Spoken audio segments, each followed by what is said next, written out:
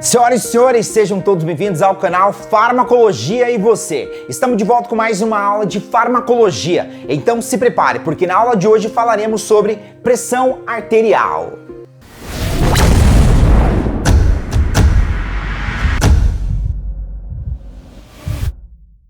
Então, na aula de hoje falaremos sobre pressão arterial. A pressão arterial ela é igual ao débito cardíaco versus a resistência vascular periférica, levando em consideração quando temos a diminuição do débito cardíaco e a diminuição da resistência vascular periférica. Isso irá promover a diminuição da pressão arterial.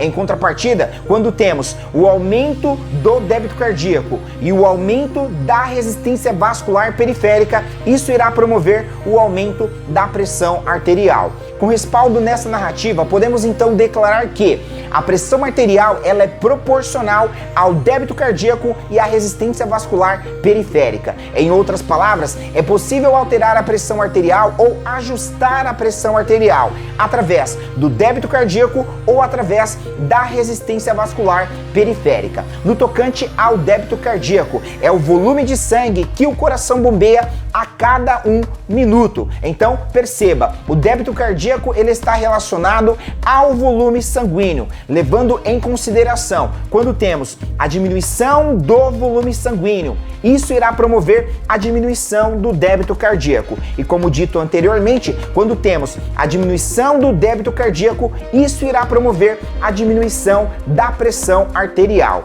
Em contrapartida, quando temos o aumento do volume sanguíneo, isso irá gerar um aumento do débito cardíaco. E como dito anteriormente, quando temos o aumento do débito cardíaco, isso irá promover o aumento da pressão arterial. Então, tome nota desta informação. Débito cardíaco é a quantidade do volume sanguíneo que o coração bombeia a cada 1 minuto. O débito cardíaco ele está relacionado ao volume sanguíneo. Quando temos o aumento do volume sanguíneo, isso promove o aumento do débito cardíaco, tendo como resultado um aumento da pressão arterial. Em contrapartida, quando temos a diminuição do volume sanguíneo, isso irá gerar a diminuição do débito cardíaco, tendo como resultado a diminuição da pressão arterial. Débito cardíaco é igual à frequência cardíaca versus volume sistólico. O débito cardíaco é o volume de sangue que o coração bombeia a cada 1 minuto. No tocante à frequência cardíaca, é a quantidade de batimentos cardíacos por minuto. Aqui eu abro um pequeno parênteses para pontuar algo sobre a frequência cardíaca. A frequência cardíaca ela pode ser alterada através do cronotropismo. O cronotropismo, por sua vez, ele pode se apresentar como cronotropismo positivo ou como cronotropismo negativo. Vejamos qual a diferença entre essas duas classificações. O cronotropismo positivo, ele é o aumento na frequência cardíaca. Em outras palavras, é o aumento na quantidade de batimentos cardíacos por minuto. No tocante ao cronotropismo negativo, o cronotropismo negativo é a diminuição da frequência cardíaca. Em outras palavras, é a diminuição na quantidade de batimentos cardíacos por minuto. Então, tome nota desta informação. Frequência cardíaca, ele pode ser alterado em virtude do cronotropismo. O cronotropismo, ele pode se apresentar como cronotropismo positivo ou como cronotropismo negativo. O cronotropismo positivo é o aumento na frequência cardíaca. Em outras palavras, é o aumento na quantidade de batimentos cardíacos por minuto. E no tocante ao cronotropismo negativo, é a diminuição da frequência cardíaca. Em outras palavras, é a diminuição na quantidade de batimentos cardíacos por minuto. No tocante ao volume sistólico, o volume sistólico é o volume de sangue que o coração bombeia a cada batimento cardíaco. Então, tome nota desta informação. Volume sistólico é a quantidade ou volume de sangue que o coração bombeia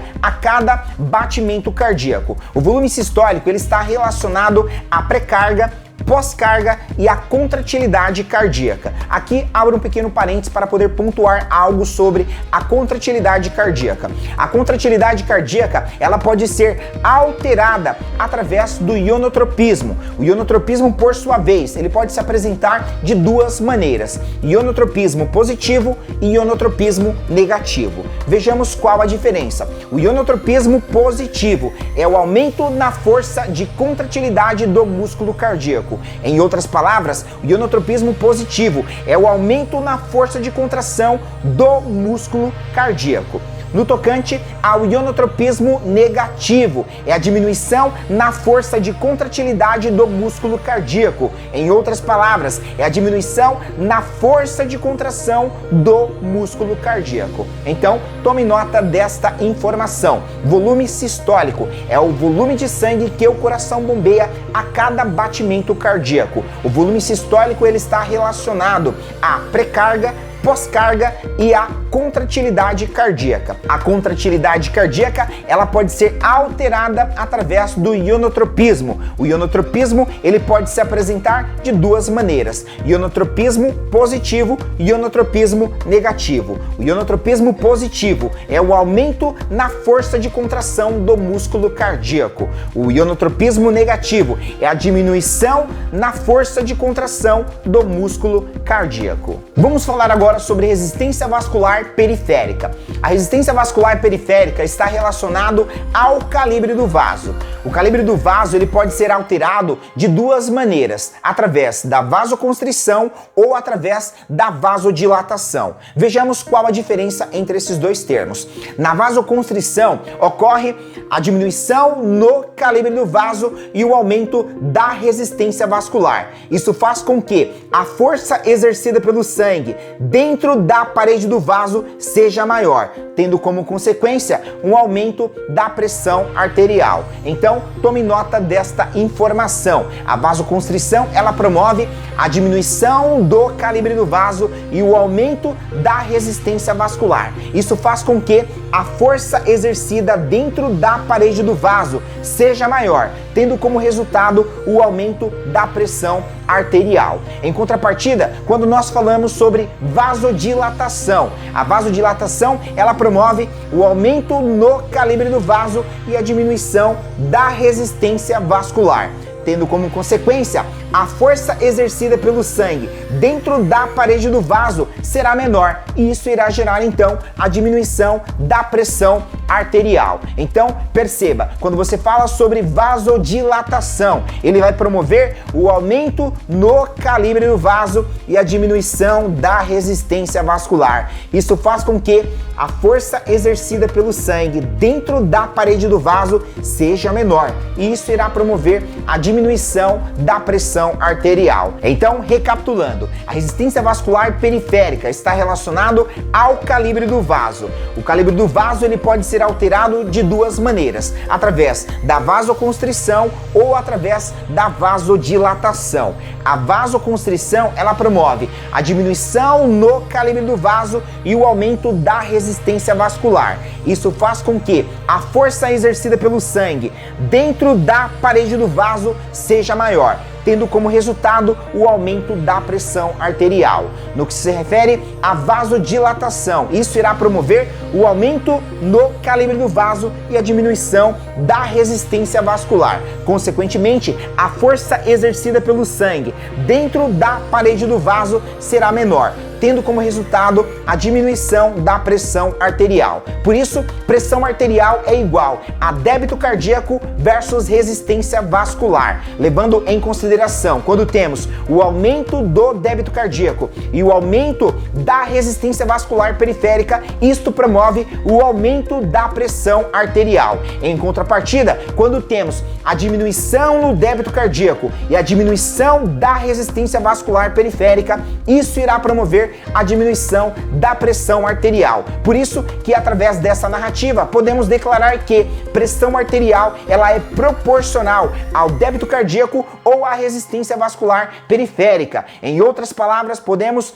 alterar ou ajustar a pressão arterial a partir do débito cardíaco ou através da resistência vascular periférica. A pressão arterial ela pode se apresentar como pressão sistólica, pressão diastólica e pressão média. A pressão sistólica ela ocorre na fase sistólica do ciclo cardíaco. Em outras palavras, ela ocorre na fase de contração do músculo cardíaco. Mais especificamente, quando o ventrículo esquerdo ele bombeia o sangue através da artéria aorta, dando origem, gerando a pressão máxima através da artéria aorta. No tocante à pressão diastólica. A pressão diastólica é a pressão que é gerada na fase diastólica do ciclo cardíaco. Em outras palavras, ela é promovida no momento de relaxamento do músculo cardíaco. Mais especificamente, quando o ventrículo esquerdo ele entra em diástole, em relaxamento, dando origem à pressão mínima na parede da artéria aorta e das suas ramificações,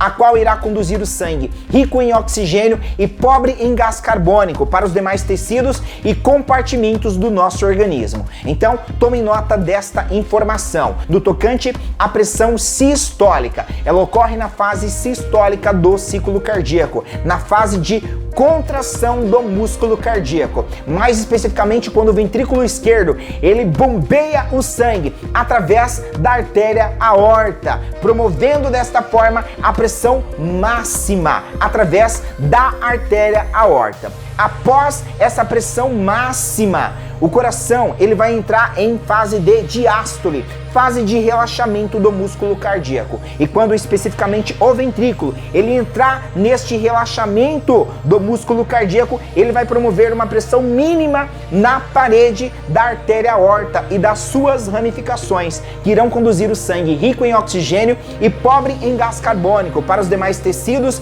e compartimentos do nosso organismo, levando oxigênio e nutrientes. E para finalizar, vamos falar sobre a pressão média. A pressão média nada mais é do que a média da pressão em função do tempo. Em outras palavras, é a média entre a pressão sistólica e a pressão diastólica, a qual, através de um cálculo, é possível se obter o valor da pressão média.